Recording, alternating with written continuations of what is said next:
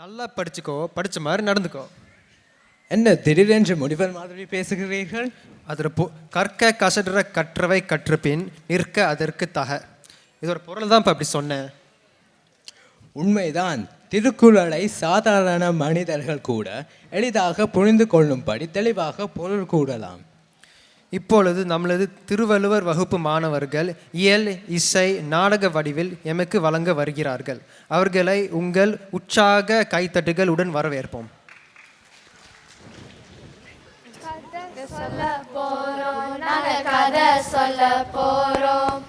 என்ன கதை சொல்ல போறீங்க? நம்ம நாட்டு வீர தலைவர்கள் பற்றி சொல்ல போறீங்களா? இல்ல பாட்டி வடை சுட்ட கதையை சொல்ல போறீங்களா? அட கொஞ்சம் பொறுப்பா, என்ன முழுசா பேச விடு. கதை சொல்ல போறோம், திருக்குறள் கதை சொல்ல போறோம், கதை சொல்ல போறோம், திருக்குறள் கதை சொல்ல போறோம். இது என்ன புதுசா திருக்குறள் கதை? அப்படி கேளு சொல்றேன். நாங்க 2 திருக்குறள் வைத்திருக்கிறோம். ஆமாம், கதை கேளு கதை கேளு, திருவள்ளுவர் கதை கேளு, கதை கேளு கதை கேளு, திருக்குறளின் பெருமை கேளு கேளு கேளு. திருக்குறள் 3 அதிகாரங்களாக பிரிக்கப்பட்டுள்ளன. ஆமாம், அவைகள் அறத்துப்பால், பொருட்பால், இன்பத்துப்பால் என பிரிக்கப்பட்டுள்ளன. ஆமாம். திருக்குறளில் மொத்தம் 1330 திருக்குறள் நமக்கு கிடைக்க பெற்றுள்ளது. ஆமாம். திருக்குறளை உலக பொதுமறை என்றும் அழைப்பார். ஆமாம். திருக்குறள் எழுத்தால 1800 ஆண்டுகளாக நம் நாட்டு மக்களால் போற்றி காப்பாற்றப்பட்ட ஒரு அரிய பொக்கிஷமாகும். ஆமாம். ஜாதி, சமயம், நிறம், மொழி, நாடு முதலிய வேறுபாடுகளுக்கும் அப்பாற்பட்டு நிற்பதால் அழியா புகழ் பெற்று விளங்குகிறது. ஆமாம். முதல் கதையை பார்ப்போமா?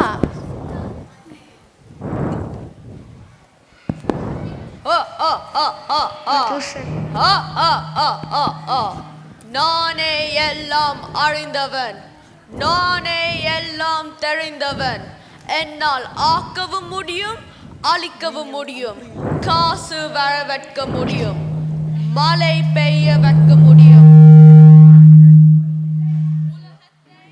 என்னால் சுத்த வைக்க முடியும். எங்கள் குரு மந்திர தந்திரத்தில் திறமைசாலி, புத்திசாலியும் கூட. என கொஞ்சம் மண்டைக்கணம் அதிகம். தனக்கு தான் எல்லாம் தெரியுமென நினைப்பவர. கொரோனா நோயை ஒழிக்க முடியுமா? ஊசி இல்லாம வந்துட்டால உலகத்தை காப்பாற்றுறவரு யாரா சைடில் கமெண்ட் அடிக்கிறது? என்ன, சிறுத்தை ஒன்று செத்து கிடக்கிறது, என்னால் உயிர் கொடுக்க முடியும். ஐயோ, இந்த மந்திரவாதிக்கு என்னாச்சு? சும்மா சிறுத்தையை போய் எழுப்பலாமா? ஆசைக்கு கார் கேட்கலாம், சாப்பாடு கேட்கலாம். அதை விட்டுட்டு செத்து கிடக்கும் சிறுத்தையை எழுப்பி நம்மளை சாகடித்து விடுவார் போல. அட, அப்புறம் செஞ்சீங்களா? எறும்பு பையன் சும்மா இருக்கிற சிங்கத்தை எழுப்பிடுவான் போல. கொரோனாவே நமஹ, தடுப்பூசியே நமஹ, ஓம் க்ரீம் பஜக் பஜக் பஜக். மக்களே ஓடிடுங்க. அவனைத்தான் அவனைத்தான், உனக்கு உயிர் கொடுத்தவனை நல்லா கடிச்சு சாப்பிடு, சும்மா விடாது. செத்த சிறுத்தைக்கு உயிர் கொடுக்கலாமா? கொஞ்சமாவது புத்தி இருக்கா?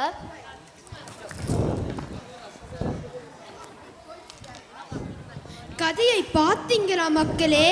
இதன் அதன் திருக்குறள். செய்தக்க அல்ல செய்யக்கெடும், செய்தக்க செய்யாமை யானும் கெடும்.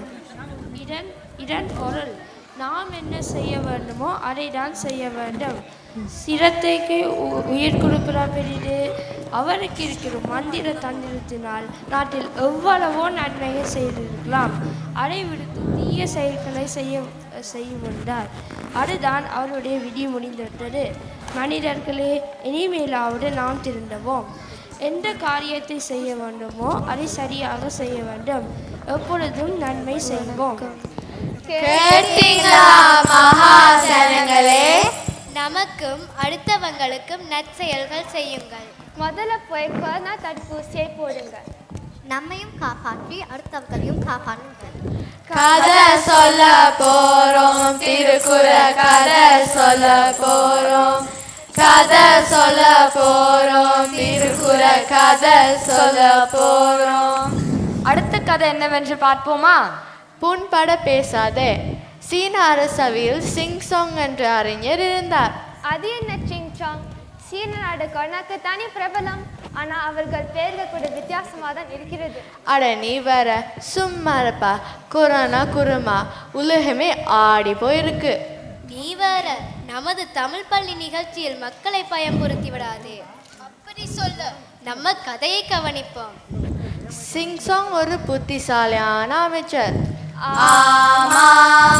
அவரை அடுத்த நாட்டுக்கு தூதுவனாக அனுப்ப போறாங்களாம். அடுத்த நாட்டு மன்னன் இருக்காருல்ல, அவர் சரியான மாண்டகணம் பிடித்தவர். யார் தூதுவனாய் போனாலும் அவர்களை கிண்டல் பண்ணி அழவச்சுதான் அனுப்புவாராம். அடப்பரிதாபமே. அவ்வளவு மோசமா என்ன கொண்டு வரா? அவரை கிண்டல் பண்ண என்ன இருக்கு? சிங்சாங் மிகவும் புத்திசாலியான மனிதர் மற்றும் புத்திசாலியான அமைச்சர். அதனால அவரை தேர்ந்தெடுத்தார்கள். அவரால் தான் அடுத்த நாட்டு மன்னரை ஒரு கைப்பாக்க முடியும், சமாளிக்கவும் முடியும். அவரை கிண்டல் பண்ண ஒரே ஒரு விடயம்தான் இருக்கிறது. அது என்னன்னா அவர் குள்ளமானவர். இது ஒன்று போதாதா அவரை கிண்டல் பண்ண?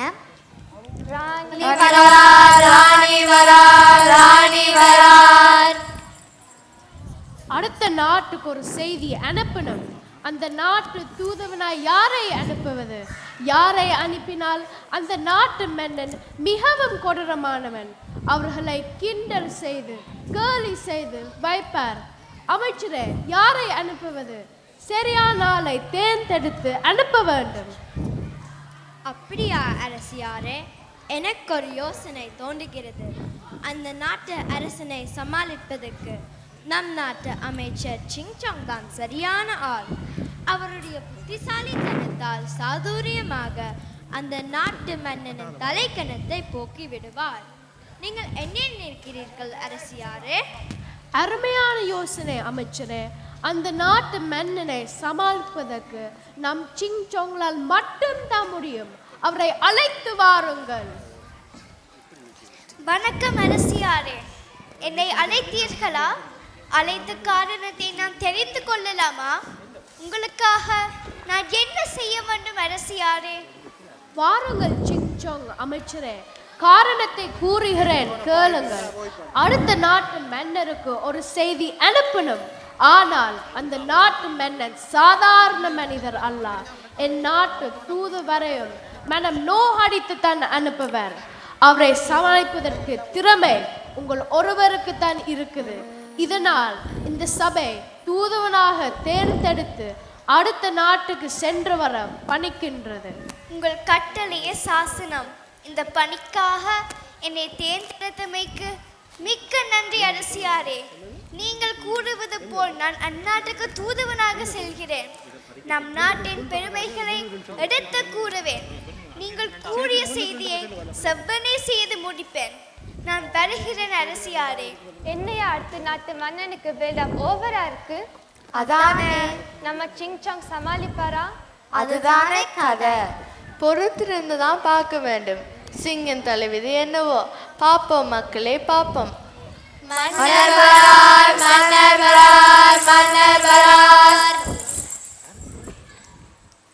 யார் அங்கே? என் ரத்தம் கொதிக்கிறது. இன்று யாராவது இளிச்சுவாயன் அடுத்த நாட்டிலிருந்து தூதனாக வந்திருக்கிறானா? மன்னா, அமைதியாக பேசுங்கள். ஏற்கனவே உங்களுக்கு இரத்த கொதிப்பு இருக்கிறது. இரத்த கொதிப்பிற்கு மறந்து அடுத்தவர்களை கேலி செய்து அதில் நான் சந்தோஷம் அடைவதுதான் உனக்கெங்கே புரிய போகிறது? இதெல்லாம் ஒரு பொழப்பு. மன்னராக இருந்து கொண்டு அடுத்தவர்களை கேலி செய்து அதில் மகிழ்ச்சி அடையும் மன்னன் வெட்கம், வேதனை, அவமானம். என்ன ஏதோ முணுமுணுப்பது போல் கேட்கிறது. காது மட்டும் நல்லா கேட்கிறது. ஆணவத்தை அடக்க எவனாவது ஒருவன் வராமலையா இருக்க போகிறான்? அவன் பொண்டாட்டி பேச்சை கேட்கிறான். இவரு மன்னர் பொண்டாட்டி பேச்சு கேட்பதே கிடையாது. மன்னா, சந்தோஷமான விடயம் கொண்டு வந்துள்ளேன். உங்களுக்காகவே ஒரு தூதுவன் வந்துள்ளான். வெகு சீக்கிரத்தில் உங்கள் இரத்த கொதிப்பு அடங்கிவிடும். அவன் பார்ப்பதற்கு குள்ளனாக வேற இருக்கிறான். இதை வைத்து நீங்கள் கிண்டல் செய்து விட மாட்டீர்களா? என்ன என்ன தூதுவன் வந்திருக்கிறானா? வரச் சொல், இன்றைக்கு அவன் ஒரு வழி செய்து விடுகிறேன். குள்ளனாக வேற இருக்கிறானா? பேரானந்தம் பேரானந்தம்.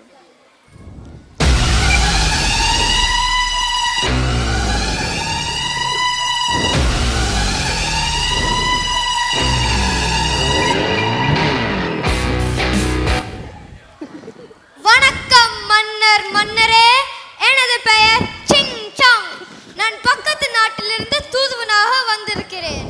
என்ன, நீ எனக்கு தூதுவனாக வந்துள்ளாயா? குள்ளனான உன்னை தூதுவனாக அனுப்பியிருக்கிறார்கள். உங்கள் நாட்டில் உன்னை விட சிறந்தால் யாரும் இல்லையா? நம் ராணியார் சொன்னபடியே அவர் வேலையை காட்டிவிட்டார். கிண்டல் செய்ய ஆரம்பித்து விட்டார். இவரை புத்தி கொண்டுதான் திருத்த வேண்டும். அரசே, எங்கள் நாட்டில் பெரிந்த தோற்றமுடையவர் பலர் இருக்கிறார்கள்.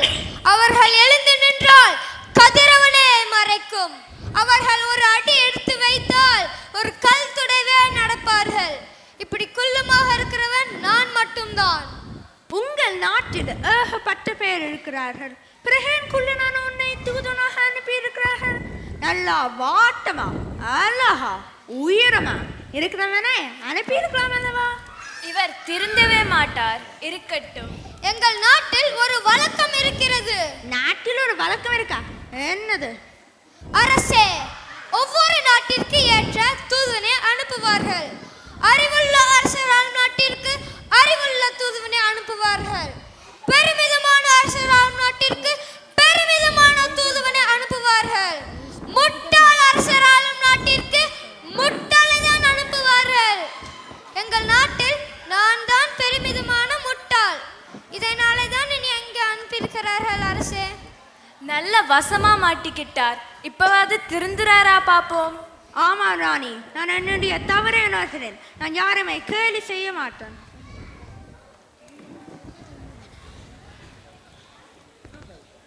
இதன் திருக்குறள். இதனை இதனால் இவன் முட்டிக்கும் என்றாய்ந்து அதனை அவன் கண்விடல். எந்த செயலை யாரால் செய்ய இயலும் என்று ஆராய்ந்து அவரிடம் அந்த பொறுப்பை ஒப்படைத்தால் அவர் அதை நலமாக செய்து முடிப்பார். ஆகவே மக்களாகிய நாம் எந்த பொறுப்பை ஏற்று நடக்க வேண்டும் என்று ஆராய்ந்து அதன்படி நடத்தல் வேண்டும்.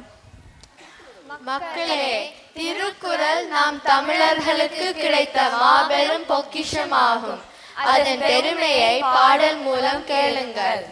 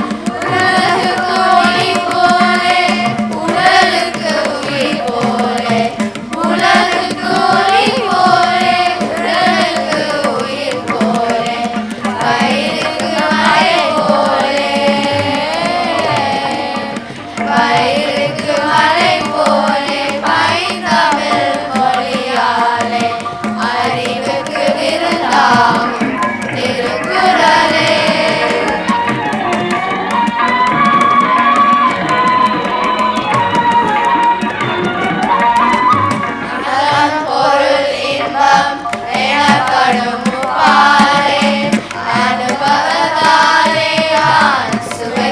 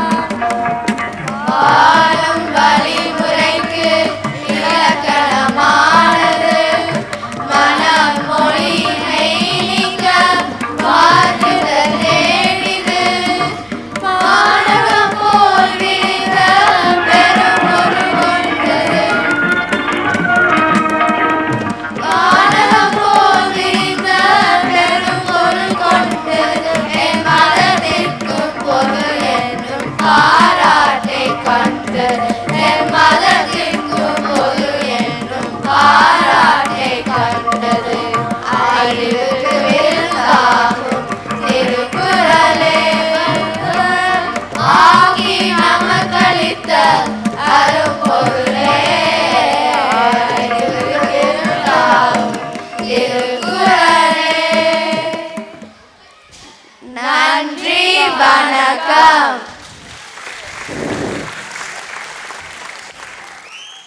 திருக்குறளை இயல் இசை நாடகம் வாயிலாக எமக்கு வழங்கி சென்ற திருவள்ளுவர் வகுப்பு மாணவர்களுக்கு எங்கள் மனமார்ந்த பாராட்டுகளும் நன்றிகளும்.